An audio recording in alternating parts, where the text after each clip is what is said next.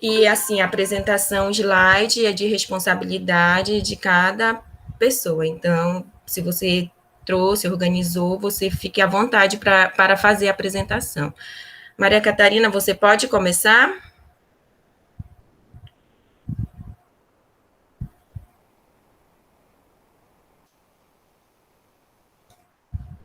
Será que ela saiu da sala?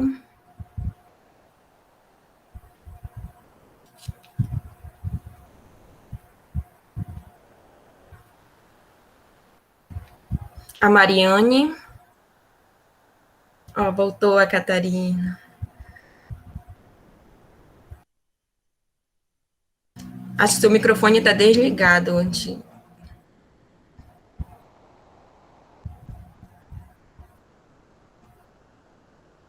Nós não estamos lhe ouvindo.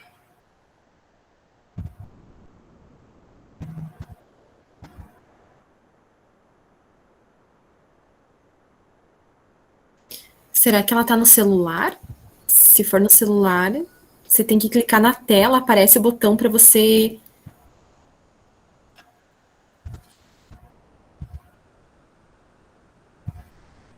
Catarina, você nos escuta? Faz um sinal de positivo aí, se você nos escuta. Ok. Ela está nos ouvindo, então é alguma coisa no aparelho dela.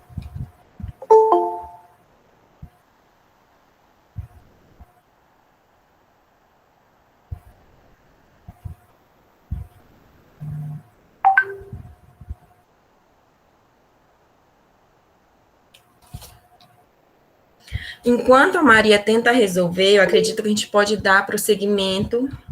Boa tarde, Alessandra, seja bem-vinda. A Pamela, você pode, Pamela? Então, vamos com você, para a gente aproveitar mais o nosso tempo. Então, beleza. Então, boa tarde a todos e todas, né? É um prazer estar aqui, compartilhando a minha experiência com vocês. Eu sou professora aqui de União da Vitória, da Unespar Universidade Estadual do Paraná, e também sou professora da rede básica. E a experiência que eu trouxe hoje para compartilhar com vocês é uma experiência... Vocês me ouvem bem? É uma experiência que é fruto da minha dissertação do mestrado profissional do ensino de filosofia, o Prof. Filo, aqui da Unespar. Então, eu vou compartilhar a minha tela e vocês me dão belezinha aí se der certo. Peraí.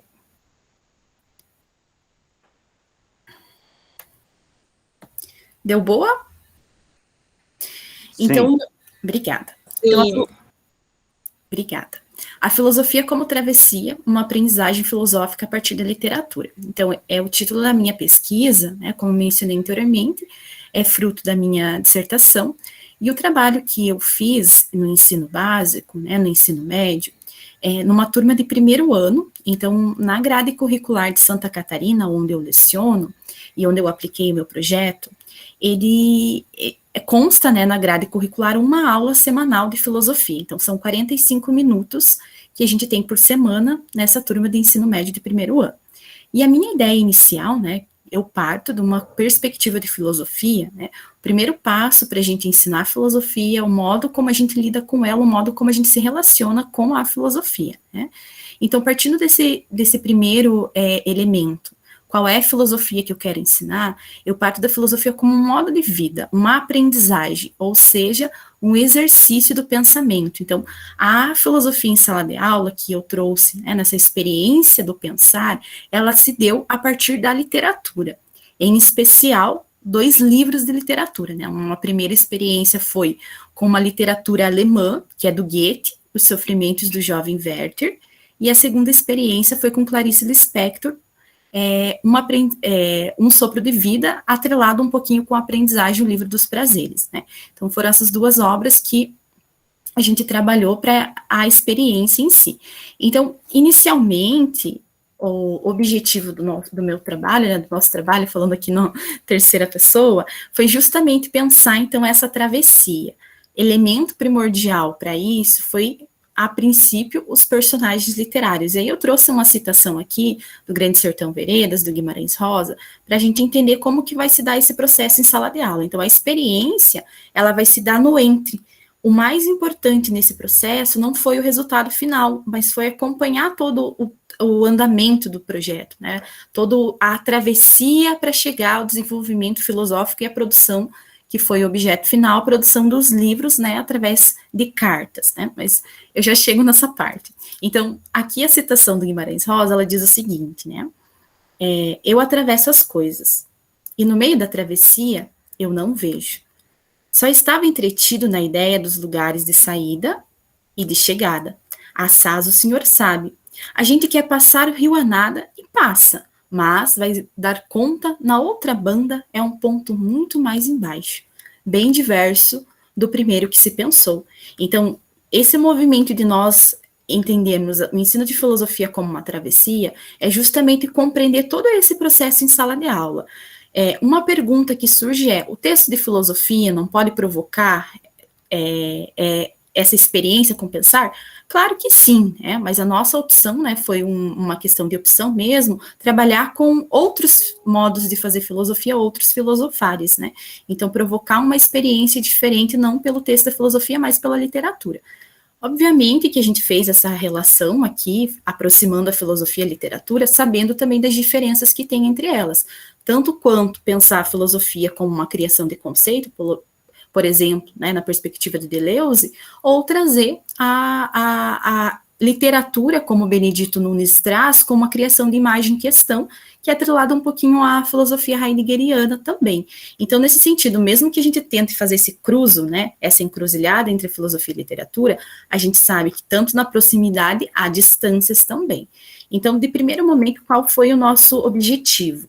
Então, o objetivo foi trabalhar essa encruzilhada entre filosofia e a literatura, buscando analisar a experiência filosófica no cruzo a partir dos personagens, como eu tinha mencionado, do Goethe é o Werther, e da Clarice é a Ângela, né? Então, eles, né, esses personagens, vão ser o primeiro passo para indagar, para fazer com que os alunos tenham interesse e a disposição para pensar, né?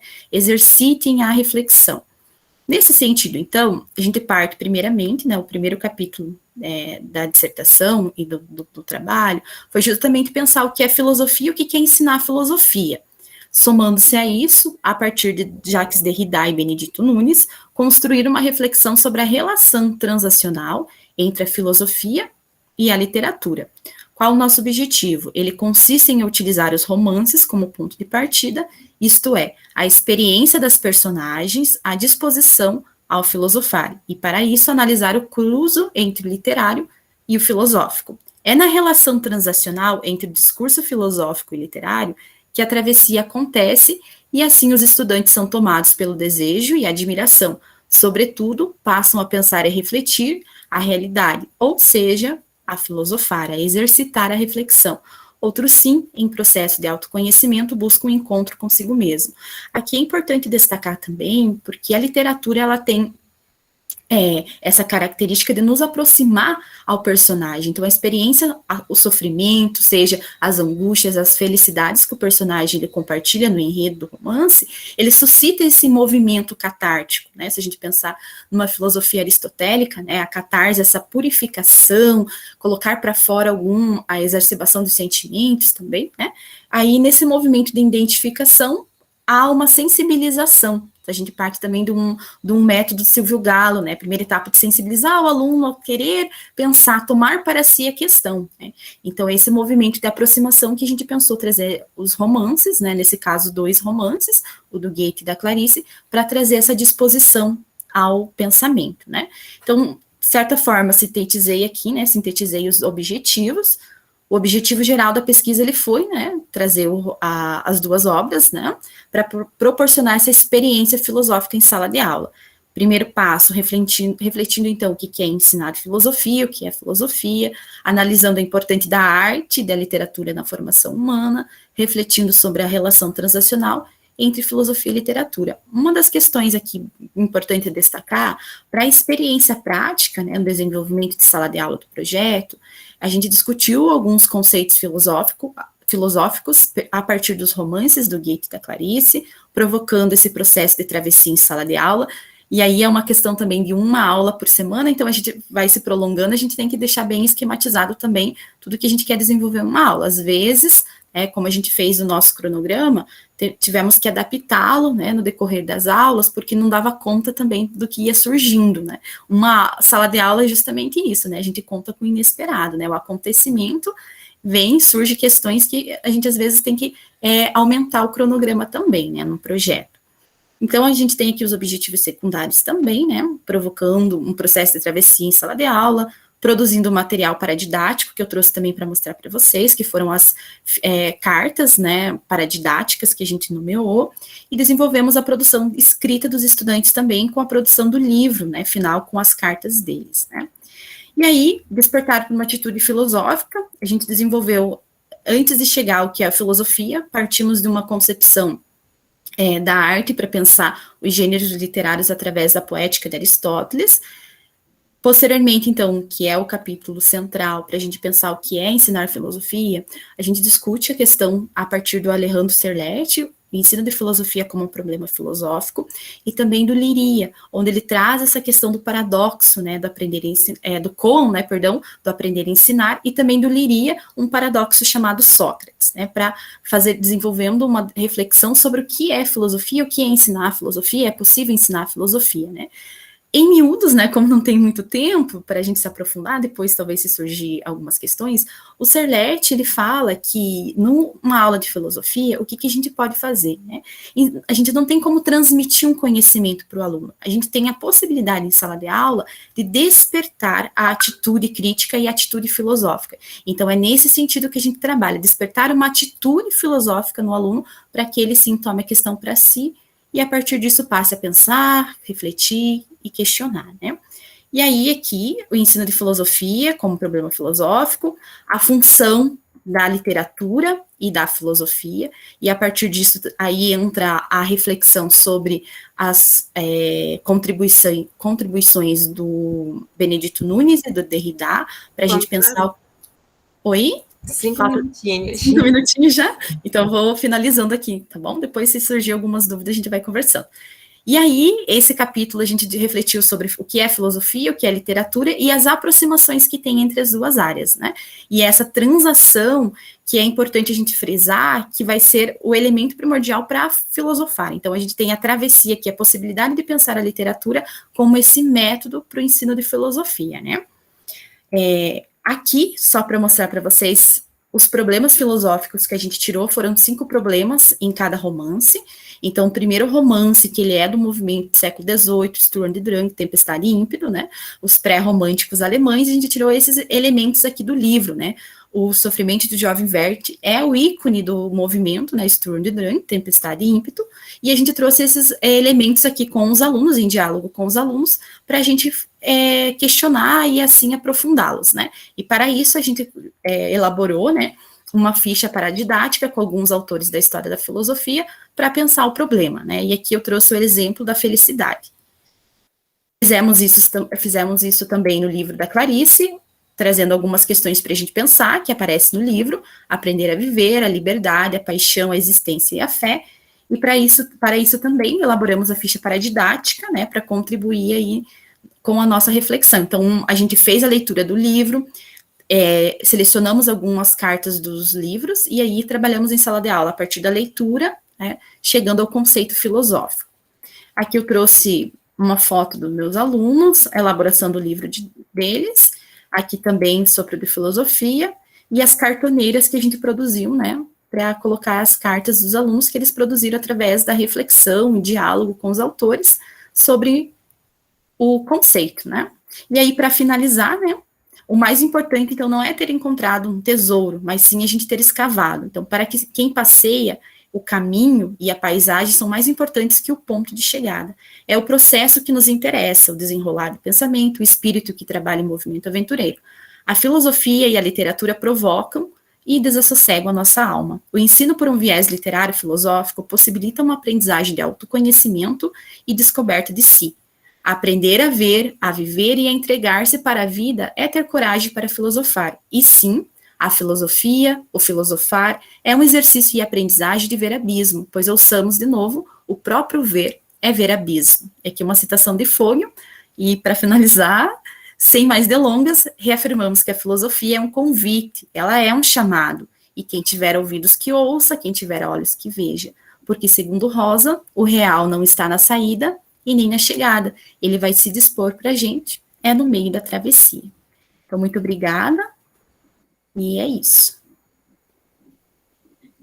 Obrigada, Pamela, pela apresentação. Eu sei que é muito chato a gente interromper, mas é necessário para que a gente consiga chegar até Não, o mas final é isso mesmo. mas vai ter tempo suficiente para um diálogo, para te expor mais. Ótimo. Maria, nós podemos, com você, podemos fazer mais uma tentativa? Agora?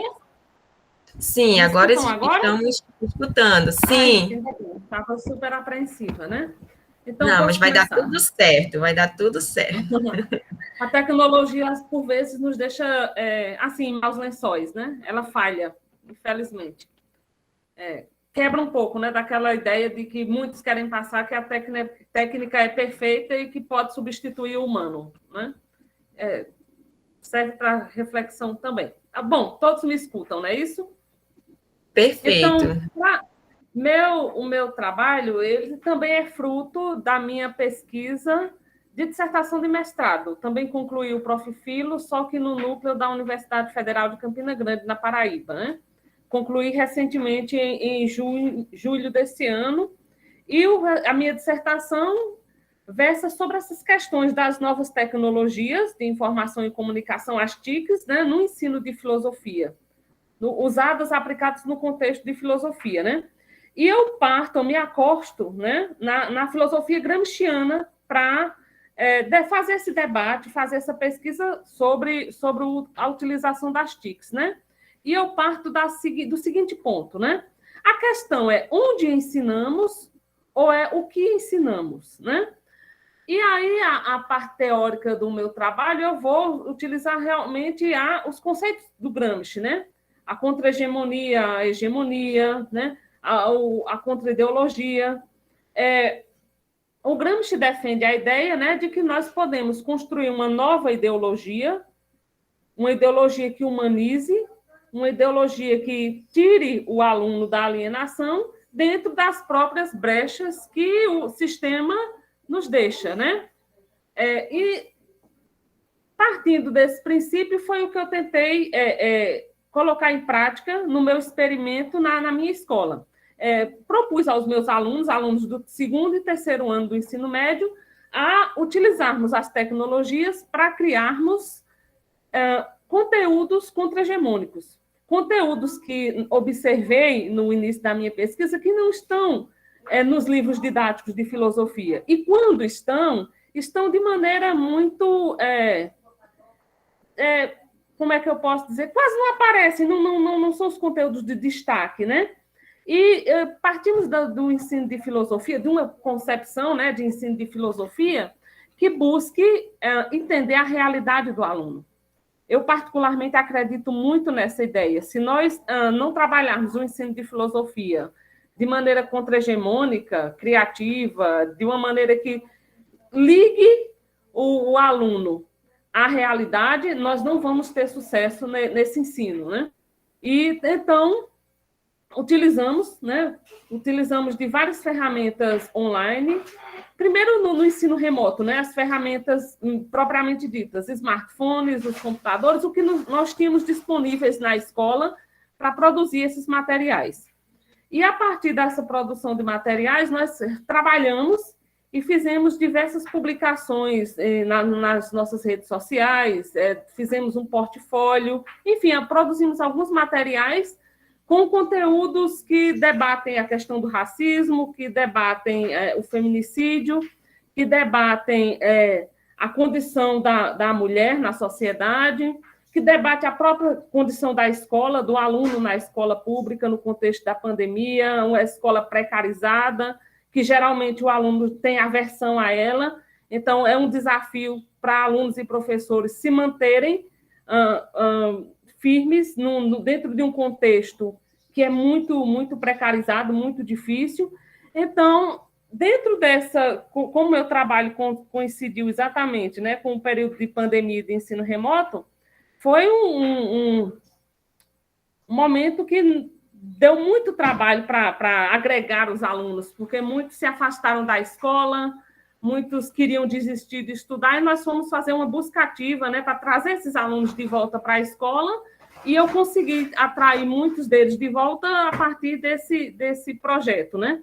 E, no final, foi um projeto que deu certo, e com ele eu concluí a minha dissertação, né, com essa proposta de trabalhar a filosofia de forma contra-hegemônica, de trabalhar uma filosofia que aproxime o aluno de sua realidade, de trabalhar uma filosofia, como Gramsci defende, uma filosofia que busque humanizar o ambiente escolar, que busque procurar, reconhecendo todos os problemas do ambiente escolar, mas ainda assim buscando elementos, né, que façam com que esse aluno acredite nele, acredite nas possibilidades de emancipação, acredite numa possibilidade de conscientização, acredite que estudar pode transformar a vida deles. Então, foi nessa perspectiva, e aí as novas tecnologias entram nesse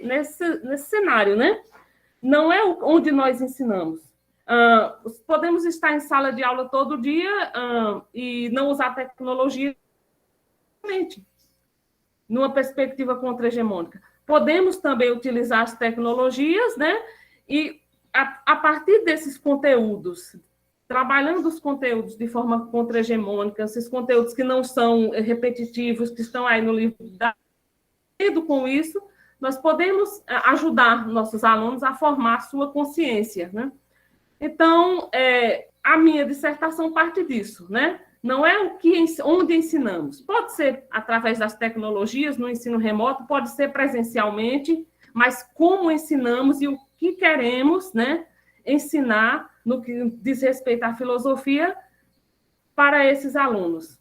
Para que esses alunos acreditem que a escola não é um lugar repetitivo, não é um lugar onde precarizado, onde eles só vão para cumprir uma exigência, mas que é um lugar que pode ser transformador para a existência deles. Então, foi esse o meu trabalho, a minha dissertação, trabalhar as tecnologias de forma contra-hegemônica, mediante a produção de conteúdos que aproximem o aluno de sua realidade.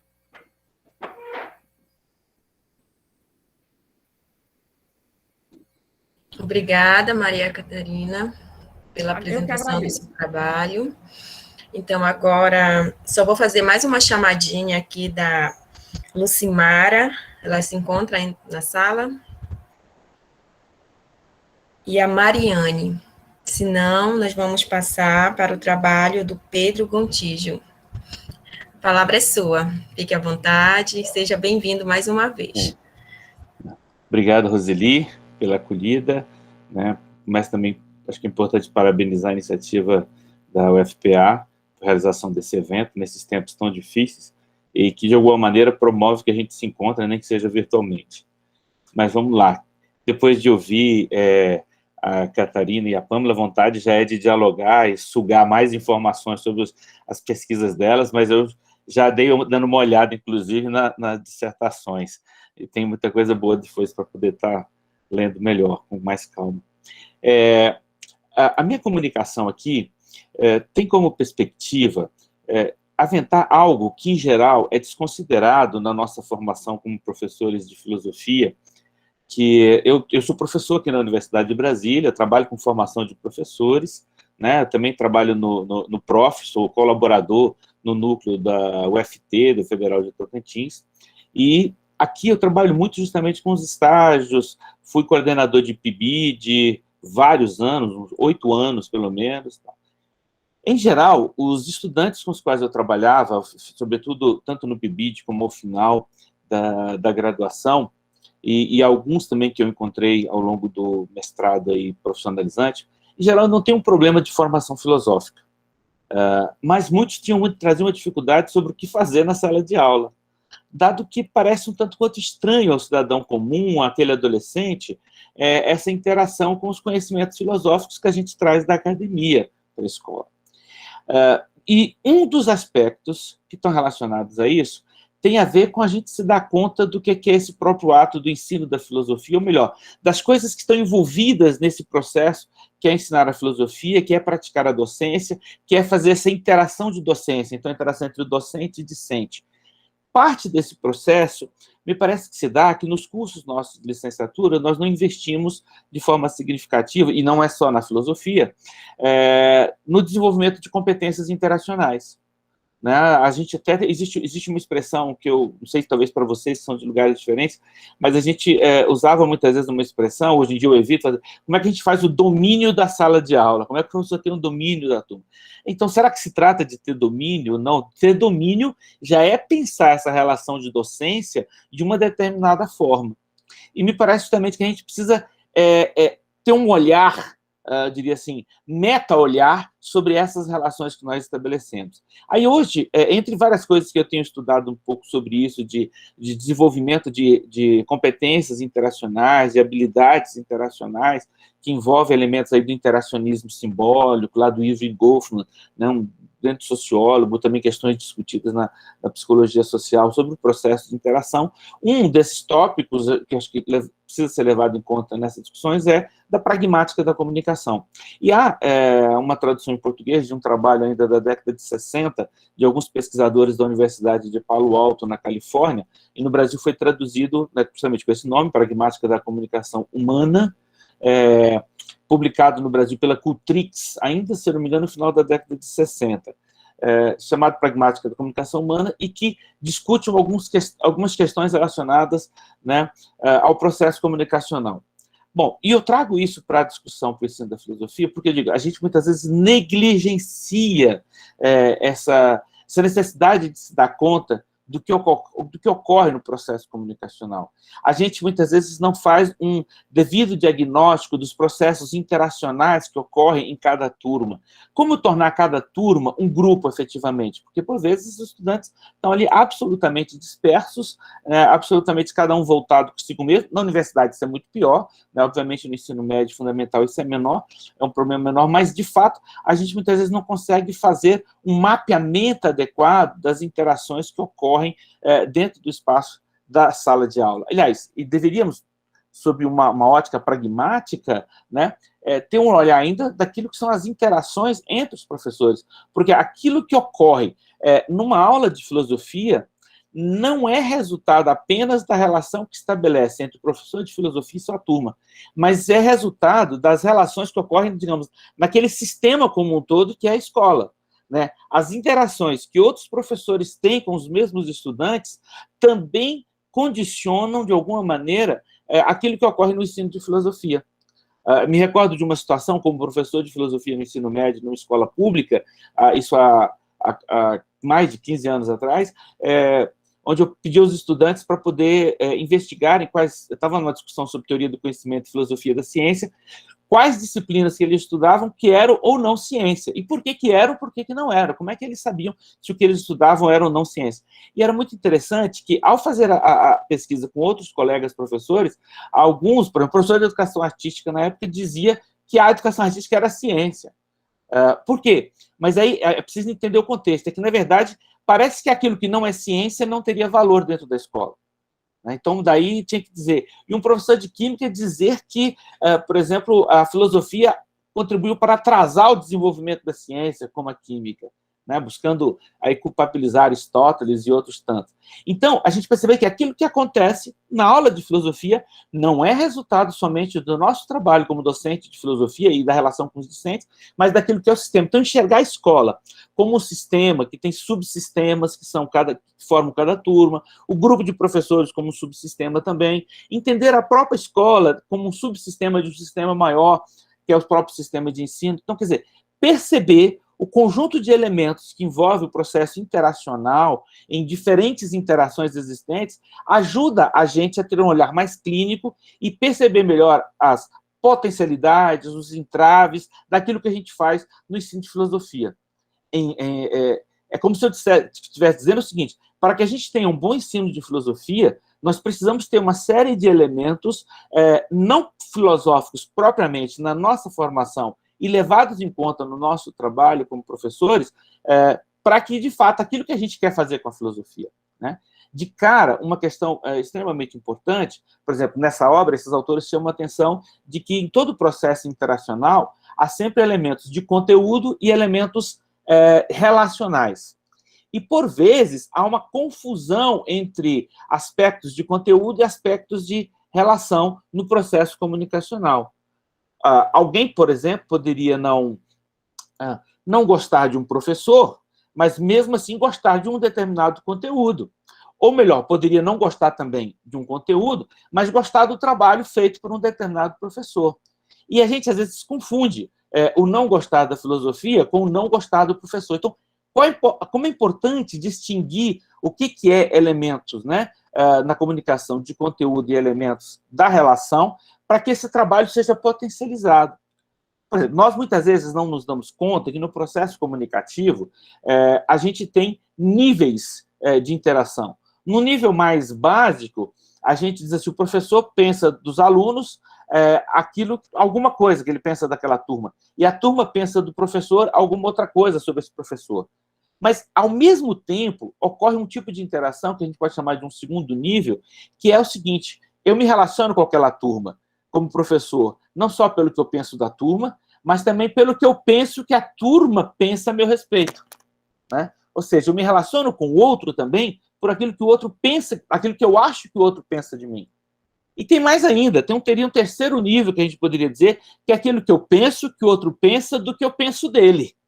Veja que já entra num nível maior de complexidade. Então, no processo comunicacional, esses três níveis, poderia falar de um quarto, mas aí a abstração já é pouco útil para o efeito pragmático que a gente quer colocar aqui.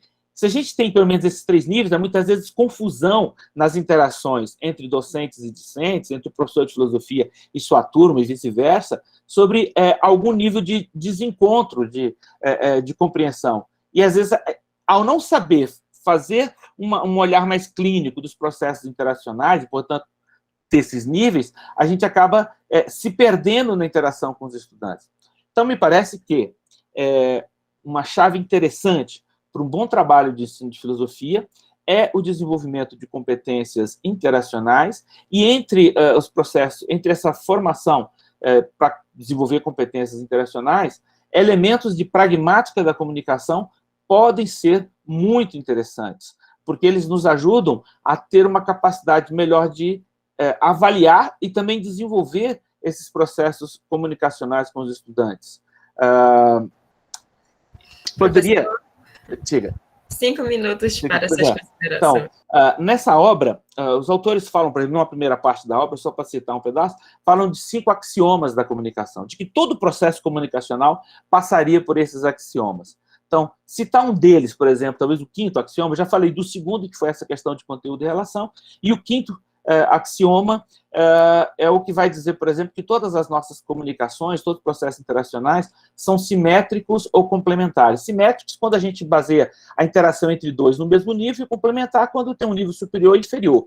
Aqui não há nenhuma visão negativa ou positiva do ponto de vista moral. Superior e inferior tem a ver assim, bom, se eu estudo muito mais filosofia, eu estou numa condição meio superior com relação ao outro. Mas, sobre outro critério, pode ser diferente, né? Num casal pode ter um que cuida talvez mais da economia da casa, outro cuida mais, de repente, da ornamentação da casa, e sobre alguns assuntos da educação dos filhos pode ser simétrico. De acordo com esses autores, uma boa interação é quando aqueles que estão na interação experimentam uma variedade de posicionamentos nesses aspectos de complementariedade e simetria. Quando isso não acontece, tem alguma patologia na interação. Isso é legal de perguntar, porque na nossa relação com os estudantes, quando que ela é simétrica? Ou quando que nós estamos numa relação complementar, que os estudantes estão na posição superior e nós inferior, né? O processo de desenvolvimento do protagonismo estudantil pode ser um elemento extremamente importante para qualificar mais o trabalho educativo na escola. Mas, em geral, na maioria das escolas que eu conheço, a vida toda dos estudantes é profundamente tutelada. Como é que a gente forma o protagonismo se toda a ação dos estudantes é tutelada? Bom, então seria um pouco a partir daí que eu tento discutir uma especificidade de como é que nós, como professores de filosofia, podemos incorporar nas nossas práticas, no nosso desenvolvimento de competência, habilidade, de saberes docentes, elementos de pragmática da comunicação para qualificar mais o nosso trabalho do ensino de filosofia. Aí poderia, dentro da própria filosofia, fazer uma incursão ainda sobre como é que o Deleuze e Guattari, como é que alguns outros autores que estão até lá no resumo, eu cito sobretudo eles, pensam alguns aspectos para que serve a linguagem, e aí, a partir daí, a gente perceber esses elementos pragmáticos. Obrigado, gente. Muito bom estar aqui com vocês. Muito obrigada, professor, por compartilhar uma pequena parte da sua experiência e vivência como professor de filosofia. Eu acredito que mesmo vão ficar só essas 3 apresentações. É muito bom também ouvir a Pâmela, a Maria, compartilhar essas experiências de lugares diferentes, né? A Pâmela fala do Paraná, a Maria de Goiás, o senhor de Brasília. E assim, é muito importante. Tenho a dizer que nós temos até as 18 horas, se vocês quiserem, nós podemos ficar aqui até as 18 horas conversando, compartilhando. Assim, o trabalho da Pâmela me tocou porque a minha formação inicial é em letras. E aí os romances, que eu posso dizer, as leituras que mais me atraem, que mais me inspiram, que mais chamam a minha atenção, são justamente os romances pós-modernos, por tratar de questões sociais, levar questões reais para dentro da literatura, que leva à questão do pensamento. É uma criação da realidade, né? A literatura é uma criação da realidade. Então, esses são os romances, assim, que me encantam, por tratar de questões mesmo sérias e relevantes, que nos levam ao pensamento. Então, eu entendi que essa travessia é o ato do pensamento, de refletir, assim, então, me tocou muito. E o trabalho da Maria, assim, é super importante, pelo momento que nós estamos vivendo. Okay? Roseli, só uma coisa, o Nonato não vai apresentar, Santiago? Que era o 6º da lista? Professor, o senhor está na sala? Mil desculpas, aí, porque aqui está Raimundo, e eu estou seguindo ali. Eu fui lá conferir, aí que eu vi o nome completo lá do colega. O Raimundo, que aqui aparece para nós, Raimundo, aparece Nonato Santiago. Mil perdões, professor, fique à vontade, porque eu só li Raimundo aqui, eu estou acompanhando no Raimundo. Fique à vontade. Muito obrigada, professor, pelo toque. Tudo bem. Obrigado, boa tarde a todos. É que Raimundo, só mamãe que me chama. Verdade, gente. Deixa eu dizer, eu sou o Nonato Santiago, eu sou professor de filosofia, de neuropsicopedagogia, de neuroética, sou neuropsicólogo também, do curso de pós-graduação da Faculdade Intercultural da Amazônia. Então, a gente fala aqui do Pará, né? Sejam todos bem-vindos à Amazônia. Gente, o trabalho que a gente vai trazer para vocês hoje aqui é um trabalho que eu faço dentro de um projeto social, é um projeto social voltado para crianças, jovens em situação de vulnerabilidade, que se chama PERNO. É um projeto escrevendo e reescrevendo nossa história. São jovens que vêm, às vezes, do sistema penal, são jovens muito carentes, pessoas com uma dificuldade muito grande. Eu faço esse trabalho e coordeno ele, ou pelo menos um polo dele, dentro do município São João de Pirabas, no Pará. Então, é uma coisa muito pequena, a nível pequena a nível de município, mas muito grande a nível de necessidades. Então, o que é que a gente percebeu dentro dessa nossa história toda? É que as pessoas, na verdade, todos nós somos construídos pelas nossas verdades. As nossas verdades somos aquilo que a gente acredita que é. E, de fato, é isso. Cada cultura, cada pessoa tem uma programação mental. Programação que foi feita pela sociedade, por aqueles que estavam contigo, por tudo que aconteceu contigo na tua vida. O que acontece é o seguinte, que verdades são essas que essas pessoas levam para dentro da sala de aula? Nós éramos responsáveis pelo curso de empreendedorismo. Então, é importante o curso de empreendedorismo, porque a maioria dessas crianças, desses jovens, não tem, a família não passava necessidades profundas. Então, o único caminho que eles tinham era empreender de alguma forma para conseguir seu autossustento. Mas elas não conseguiam. Elas não tinham força mental. Elas tinham crenças limitantes, elas estavam profundamente enraizadas num limbo de crenças limitantes que elas não podiam, elas não conseguiam, elas não teriam capacidades, a única oportunidade que teriam seria no crime organizado ou na prostituição ou em outro lugar qualquer, que parecia ser o viés de toda aquela comunidade, onde a fome, a pobreza, a violência era o ambiente de todo mundo. Então, como eu comecei a pensar, como eu vou ensinar empreendedorismo, falar de técnicas de empreendedoras, para que eles possam entender que eles são capazes. Então, nós usamos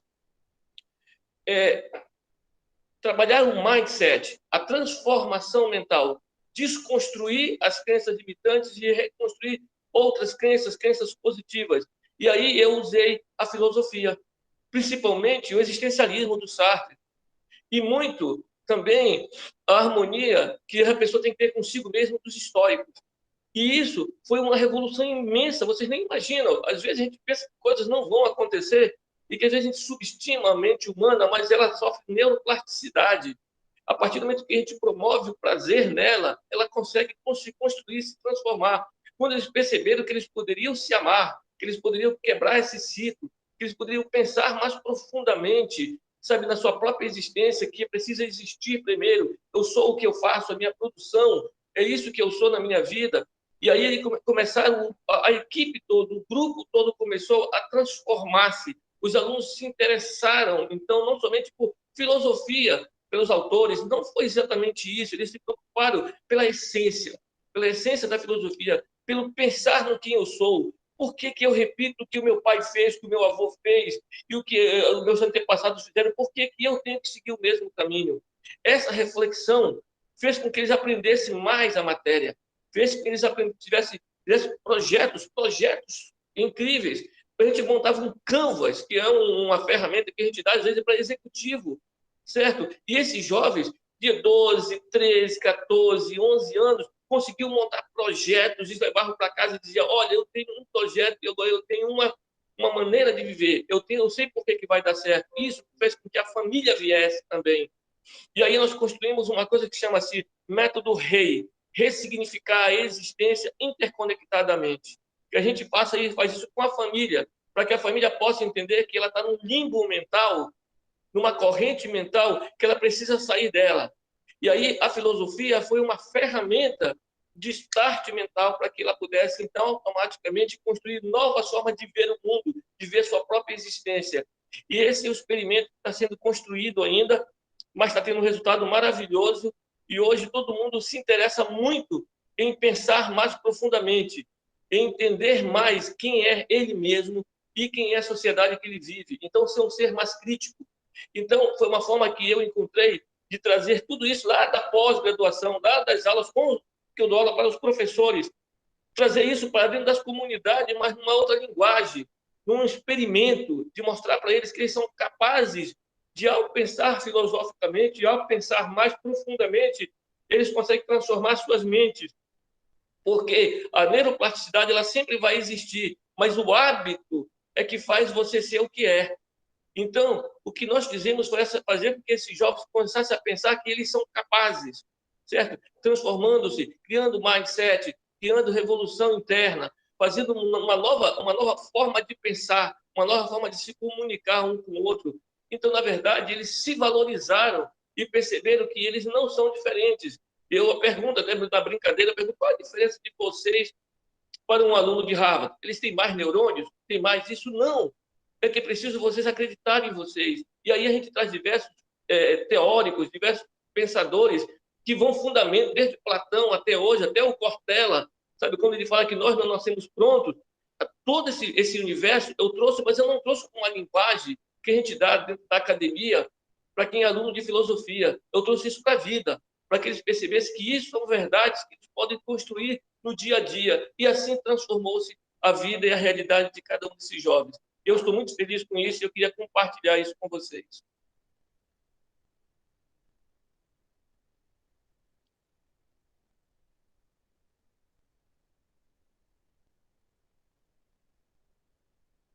Ok? Se alguém tiver algo para falar, que fale agora, o cálice para sempre. Obrigada, Nonato, professor Nonato. Mil desculpas por não deixá-lo apresentar na hora correta. Mas agora a gente já sabe, né? Raimundo Nonato. Enfim, esse momento agora o diálogo está aberto. Não precisam brigar e só levantar a mãozinha. O chat está sendo bem comentado, apesar de sermos pouco, mas eu acredito que não importa a quantidade, mas sim a qualidade do diálogo, do debate, da troca de conversa, das experiências. Eu deixo aberto esse momento para nós aproveitarmos o máximo. Então, eu vou começar. Pedro, quando você falou de conteúdo e relação, amigo, eu usei muito isso no meu pensamento, nessa mudança de mindset, deu? Porque era preciso trazer os conteúdos filosóficos, mas com a relação da vida dessas crianças, desses jovens, para que eles pudessem entender que aquilo é uma verdade que eles poderiam usar dentro da sua realidade. E isso foi muito interessante. Então, esse axioma do conteúdo e relação é muito importante, mas eu não usei assim numa linguagem que fosse acadêmica. Eu trouxe para a vida. Se você é capaz de fazer diferente, você é capaz de entender. Aí eu relacionei, né, todo esse conteúdo com a relação da vida deles. Foi muito legal. Gostei muito dessa parte tua, Pedro. Ok. Eu pus até aí no chat um link onde tem uns slides que eu tinha feito para tratar desse tema, há um tempo atrás, que tem um pouco uma síntese de um pedaço dessa obra chamada Pragmática da Comunicação Humana, que é fácil, dá para encontrá-la também na internet, aí, tanto para comprar, como também já teve alguma alma aí que já andou digitalizando esse livro, já que já tem bastante tempo, já passou por muitas edições. Mas é isso, Nonato. Obrigado. Eu, na verdade, assim, para mim não são nem questões, eu acho que acabou que o conjunto aqui trouxe elementos muito interessantes, diversos, né? O trabalho da Catarina, para mim, tem assim, um valor enorme nesse momento que a gente está vivendo, sobretudo. Acho que esse momento mostra toda a relevância do quanto a gente precisa ampliar essas pesquisas e o que for possível em termos de uso, não para a gente fazer de forma... digamos, para a gente ter uma relação. Eu digo que a gente tem duas posturas que a gente tem que evitar, por exemplo, com relação à tecnologia, né? Uns são os tecnofóbicos e outros são os tecnofílicos. Que o tecnofóbico é aquele que não suporta a tecnologia, né? E os tecnofóbicos que às vezes têm uma relação, os tecnofílicos são os que têm uma relação às vezes pouco crítica com relação a ela, mas uma perspectiva crítica a gente precisa tentar, né, incorporar. E da Pamela eu vou dar uma olhada nessa dissertação também, porque essa para mim sempre foi uma deficiência do ponto de vista de formação, a questão da literatura, né? E eu acho que tanto no campo da poesia, como da prosa também, nós temos uma riqueza enorme. E muitas vezes nas obras de literatura a gente tem uma riqueza enorme. Eu tive verificando um tempo atrás que eu queria escrever um artigo sobre Machado de Assis, eu tenho mais de 30 artigos destacando as questões filosóficas nas obras do Machado de Assis. Isso agora, a questão de 1 ano ou 2. Então, assim, a gente tem uma riqueza. Clarice Lispector tem tese de doutorado na área de filosofia sobre o trabalho de Guimarães Rosa. Então, a gente precisava incorporar mais ainda essa relação, né, da literatura com a filosofia. Acho que tem uma riqueza muito grande que a gente vai poder trazer para a formação de professores e, portanto, para o trabalho na escola, né? Para não ficar na escola caixinhas separadas. Professor Nonato, e esse esforço todo, acho que a gente tem que incorporar elementos da neuropsicologia, neurociências, é uma área também que eu tenho muito interesse ainda de aprofundar, eu acho que a gente tem uma riqueza enorme de conhecimento aí, e que também no nosso trabalho de formação de professores, pelo menos no departamento de filosofia, às vezes fica um pouco de lado. Verdade, Pedro. Verdade, amigo.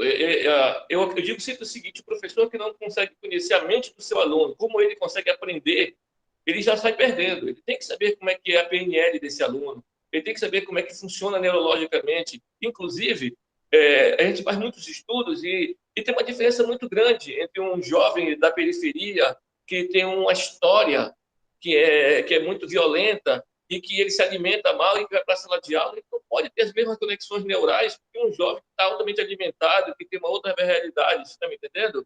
Então, tudo isso é importante que o professor perceba. E aí a filosofia ela é importantíssima porque ela é uma ferramenta que aprofunda o pensar. Ao aprofundar o pensar, os teus neurônios são obrigados a fazer novas conexões.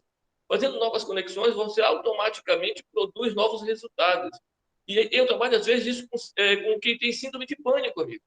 Eu trabalho em filosofia com quem tem síndrome de pânico, para que ele possa se relacionar melhor, entendeu? E ser capaz de construir uma PNL mais racional a ponto de entender o que está acontecendo com ele. Então, a gente leva isso para dentro da sala de aula. Eu dou neuroética aqui, que é uma coisa que eu pego a aula de ética e moral e construo toda ela dentro da neurociência, dizendo que, na verdade, a ética e a moral ela é construída a partir dos nossos pensamentos, das nossas atitudes, ou seja, das nossas ações, das nossas existências. Perfeito? E isso é uma influência que nós sofremos da sociedade e do mundo, mas a sociedade e o mundo nada mais são do que programadores, e nós somos programados. Será que não é o momento de fazermos uma reflexão se nós sabemos, de fato, aquilo que somos? As tomadas de decisões nossas são nossas mesmas? Ou simplesmente nós estamos com um plano dilatado às nossas opiniões? Então, toda essa reflexão é uma reflexão filosófica, é uma reflexão, mas é uma reflexão mais para a prática. Para dizer, será que eu não preciso mudar essa maneira de ser? E quando eu levo, por exemplo, os jovens, eu levo uma outra linguagem. Eu digo, você é capaz. Vamos fazer o experimento de ser capaz? É isso que é interessante. E aí a filosofia vê, aí você pode usar Sartre, você pode usar o histórico, você pode usar Kant, Nietzsche, quem você quiser. Você pode vir de Platão para cá, trazendo uma série de experimentos e jogar dentro da sala de aula e dizer para esses jovens, olha, você é capaz, vamos experimentar isso. E o resultado é maravilhoso, porque o cérebro humano ele funciona por prazer, amigo. Quanto mais prazer você gera para ele, mais ele se interessa. Por isso, quando você está apaixonado, você faz tudo pela pessoa amada. A Pâmela levantou a mão. Então, só para contribuir com o diálogo, né? Agora que eu me dei conta que o professor Pedro, eu já li vários textos dele sobre ensino de filosofia, então é um prazer imenso, né, ouvir a sua apresentação, né, instigar aí a gente pensar essa questão da interação.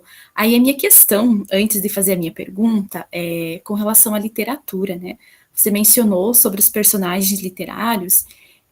Eu fiz um curso uma vez com o professor Rafael Haddock Lobo, e ele partia da perspectiva que o próprio Riobaldo e a própria Lore de Uma Aprendizagem Livre dos Prazeres são filósofos. Também serve para a gente discutir aí, não são só fruto da ficção, né? Então, se a gente pega nessa perspectiva que a Ângela, que a Clarice cria no livro, justamente ela é a própria personagem que vai instigar a filosofar, a pensar, a questionar a realidade e tudo mais, né? E aí a gente não precisa ir muito longe na história da filosofia ocidental, nós temos vários filósofos que escrevem através de romance, contos, né, teatro. O próprio Platão, ele escrevia em formas de diálogos, né, no gênero literário. A gente pode pegar o exemplo do Nietzsche, Sartre, né, que vocês citaram também ali, o professor Nonato. Então, eles escrevem através de um gênero literário. Então, a filosofia e a literatura, por mais que tenha suas distinções, né, as suas distâncias, elas também se aproximam muito, porque elas lidam com o poder da palavra, né, com o pensamento e reflexão, como o Gilva Fogel, ele menciona, né. A parte disso, a minha questão, professor Pedro, eu vou te explorar agora, que você tem uma trajetória muito grande no ensino de filosofia, a nova reforma, né, a gente está passando por um tempo sombrio, né, no ensino de filosofia, nós professores de filosofia, né, esse tempo tão obscuro que a gente vem vivenciando politicamente, na escola, com relação à educação. A minha pergunta está relacionada com as competências que o senhor cita, né? A nova BNCC, a Base Nacional Comum Curricular, ela vem para trazer uma reforma no ensino, né? E traz essas competências. Aí eu queria ver como que o senhor visualiza isso, né, na prática, essa nova reforma da BNCC e o ensino de filosofia e os itinerários formativos, né? Como que a gente consegue pensar aí a formação humana a partir desses itinerários que vem para não colocar a filosofia como uma disciplina obrigatória, embora a gente esteja discutindo aí, né, as horas que vão ser transformadas em itinerários e os alunos poderão escolher a partir do segundo e terceiro ano, né. Então, a minha pergunta mais vai nesse sentido, né, como que essa reforma do ensino médio, a gente poderia trabalhar de uma forma muito mais efetiva essa interação. A gente sabe que na grade curricular do Paraná, agora, esse ano, foi retirada mais uma aula do segundo e do terceiro ano da grade curricular, então uma aula semanal. Então, você já tem um contato mínimo como aluno do ensino médio, né? Então, como trabalhar de uma forma mais efetiva essas habilidades e competências e de uma maneira muito mais interativa com os alunos, compreendendo a realidade deles, trabalhando a partir do contexto social que eles vivem, né? Como a Maria Catarina também muito bem apresentou, né? A partir da realidade do aluno, para aí sim filosofar. E aí, outra questão também, que eu lembro agora, uma vez em sala de aula, um aluno, né, ele mencionava, a gente estava trabalhando com Maria Carolina de Jesus, e aí ele começou a mencionar que ele passou fome, então ele entendia o que era fome, e a partir disso ele conseguiria falar sobre isso, né. Então, assim, é uma realidade que bateu, assim, em mim muito forte, porque como que um aluno vai pensar, vai construir conhecimento, se muitos dos alunos que nós temos em sala de aula, muitas vezes vão para se alimentar, para comer, né? Então, é uma realidade que a gente lida no ensino de filosofia a nível médio também, né? Era basicamente isso, para mim não me alongar tanto, né? Mas é um prazer ouvi-lo, né? Agora que eu me dei conta que você é o professor Pedro, né? Obrigada, viu? Posso responder, Roseli? Ou se tiver alguém pediu, não sei. Sim. Mas alguém gostaria de fazer mais um comentário, alguma pergunta direcionada ao professor Pedro? Senão a gente passa para... Não, vou para outros, né? Não, só para dar seguimento, já que a Pâmela foi direcionada a você. Se não, pode falar já. Tá. Então, Pâmela, a questão do novo ensino médio tem alguns aspectos que talvez já são bastante claros de potencial e limite dessa reforma para a filosofia, mas tem alguns que ainda não, porque também a gente talvez ainda esteja produzindo pouca pesquisa sobre esse processo do novo ensino médio e o ensino da filosofia, e talvez o ensino das humanidades. Porque como nós transferimos uma certa estruturação do ensino médio para os sistemas estaduais de ensino, né? Então, cada estado cria uma forma de estruturar o ensino médio de maneira diferenciada, então a gente tem que verificar essas formas e analisar talvez cada uma delas para talvez ver se há algo de comum, ou seja, eu não tenho ainda, não sei se alguém tem, algum mapeamento de como é que se deu essa reconfiguração. Porque, assim, se de um lado é verdade, nós nem tínhamos bem uma consolidação da presença da filosofia no ensino médio, de outro lado, a gente também tinha muitas vezes um processo assim, de uma desorientação meio generalizada do que fazia com essa filosofia. Eu acho que, com a reforma, a gente tem uma perda de espaço da filosofia, no que se refere à BNCC, mas nós poderíamos ter algum ganho de espaço no que se refere aos itinerários formativos. Só que eu acho que nós da área de filosofia, infelizmente no Brasil, há uma certa dicotomia entre a academia, ou seja, os departamentos de filosofia, e a filosofia que está nas escolas. A gente pesquisa pouco sobre essa presença da filosofia nas escolas, nos departamentos e nas próprias pós-graduações em filosofia.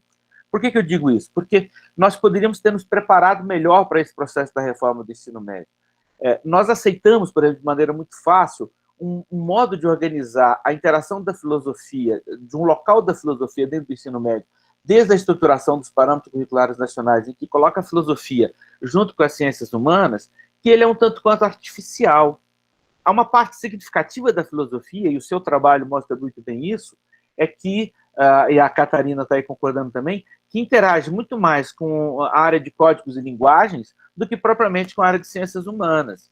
Uma parte da filosofia talvez vai dialogar muito mais até com matemática e com ciências da natureza do que propriamente com ciências humanas. Mas ao ter tido um processo social, político-social, de consolidação assim, de lugar da filosofia ao lado das ciências humanas, num momento como esse, que há uma reforma do ensino médio, com essa estruturação da BNCC e dos itinerários, acaba que parece que a gente fica meio que vai sendo levado no automático a um confinamento de pensar, por exemplo, itinerários formativos apenas com a área de ciências humanas.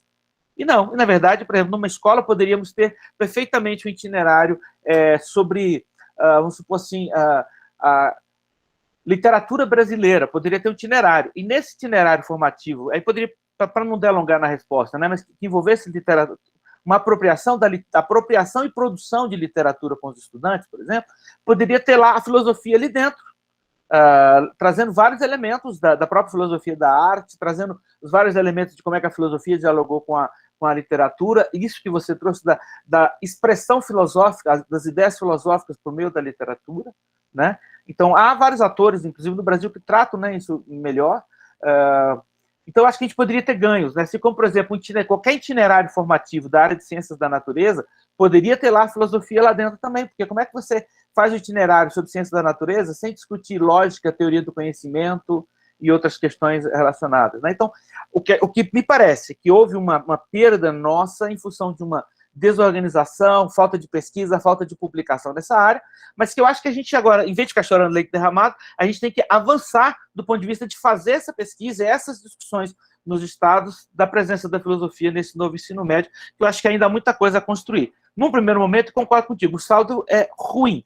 Especificamente sobre a questão de competências, eu acho que eu falei alguma coisa de desenvolvimento de competências, mas a gente precisa tomar cuidado assim. Uma coisa é reconhecer que existem atividades operativas, competências a serem desenvolvidas. Outra coisa é, o que me parece equívoco na reforma, é de constituir toda uma pedagogia de competências. Quer dizer, pensar todo o processo educacional a partir dessa pedagogia de competências. Aí eu acho um pouco equívoco, porque há um tanto processo de instrumentalização do saber, do conhecimento, que não é a mesma coisa trabalhar a formação do adolescente no ensino médio daquilo que é um processo de formar para uma atividade técnica, uma atividade como dirigir um carro, como outras, que aí a gente pode falar de maneira mais objetiva de competência. Pronto, fecha aqui. Ok, professor. Eu vou explorar um pouquinho a Maria Catarina para ela envolver no debate. Assim, Maria, ela tratou de questões seríssimas, como o professor Pedro também já comentou. Ela traz para o contexto atual, ela escancara as dificuldades do ensino remoto, assim, o que nós estamos vivenciando hoje.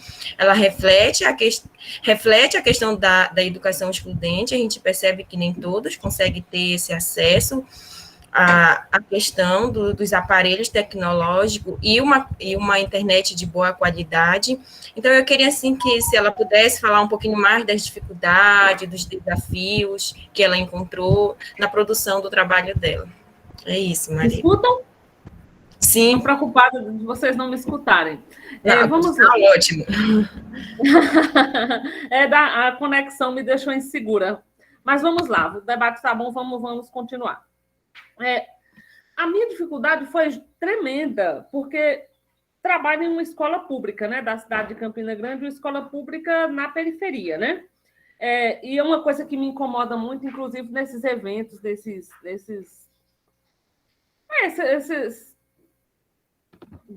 eventos vários. O formato que está acontecendo. Não como esse, né? Mas por aí afora, quando se fala de educação, né? Eu vejo pessoas que não têm nada a ver com a área da educação, vêm para a rede estadual da Paraíba, dar uma palestra para nós professores, tudo bem que venha. Mas fala de uma forma muito genérica, fala como se as coisas estivessem indo bem, o professor não fosse precarizado, as escolas não estivessem precarizadas. Né? Fala-se como tivesse tudo prontinho e os problemas da educação se reduzissem apenas a questões pedagógicas. E a gente sabe que não é só isso, né? Tem umas questões estruturais muito difíceis. E eu sempre gostei de trabalhar com tecnologia com os meus alunos. Íamos para as salas de informática, construir mapas conceituais, que inclusive foi um trabalho que eu apresentei na semana passada aqui no mesmo evento. E assim, na medida do possível, trabalhamos, né? Porque realmente a tecnologia na escola, a presença das tecnologias na escola, ela é mais uma coisa retórica do que propriamente efetiva, né? Há esse discurso que eu também coloco lá na minha dissertação, né? Há uma certa euforia por parte dos entusiastas de que as tecnologias vão revolucionar o ensino por si só, né? E os pessimistas acham que elas são mais um elemento de precarização para o trabalho, enfim. Tem esses dois lados, né? Mas aí nós temos que ponderar, né? É necessário ponderar as coisas. E como eu já desenvolvo desde 2010, eu desenvolvo trabalhos com meus alunos que utilizam-se, né, dessas tecnologias, sempre foi muito difícil, professora. Não obstante, falta internet na escola, falta material. Quando tem material, em pouca quantidade, não dá, por exemplo, tem uma sala de aula de segundo ano com 42 alunos, para trabalhar com eles em 16 computadores, né? Então, sempre foi difícil, mas no ensino remoto, essa dificuldade se agravou muito. por conta da exclusão, né? Eu tenho alunos do ensino médio, como vocês aqui que estão, me permitam, né? Chamar vocês, sabem, tem alunos do ensino médio que vão para a escola se alimentar. Eles não têm comida em casa, comida suficiente. As mães falam, né? As mães falaram muitas vezes para mim e para outros professores, né? Eu mando ele vir para casa para ele comer, para cá para a escola para ele comer, para que no almoço ele não precise comer, sobre para o outro, para o pai, para mim, para o outro irmão que não foi para a escola. Então, se esse pessoal, né, que é uma parte significativa do alunado que eu tenho, mal tem condições de se alimentar, imaginem adquirir equipamentos tecnológicos para estudar, né? Então, essa foi a dificuldade que se escancarou, né? Que, omitidos por muitos, né? Mas aí ficou escancarada dessa vez e não teve como ninguém negar a exclusão social. A exclusão social e o quanto isso afeta a escola, o quanto isso afeta o nosso trabalho docente, o quanto isso afeta o desenvolvimento de uma educação de qualidade, ou pelo menos de uma educação razoavelmente melhor do que a que nós temos, né? Então, todo o meu trabalho, eu tinha, por exemplo, selecionei para fazer esse meu experimento, né?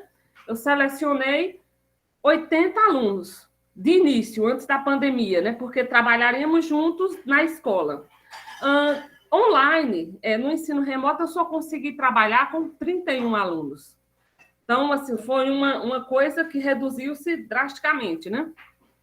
Então, o que eu vejo, né, como pesquisadora, como uma pessoa que sempre se interessou e gosta muito de trabalhar com essas questões das tecnologias na escola, é que há um discurso que defende, endossa a ideia das tecnologias na escola, que elas são fundamentais para melhorar o aprendizado, para atrair o aluno, que elas produzem mais ludicidade.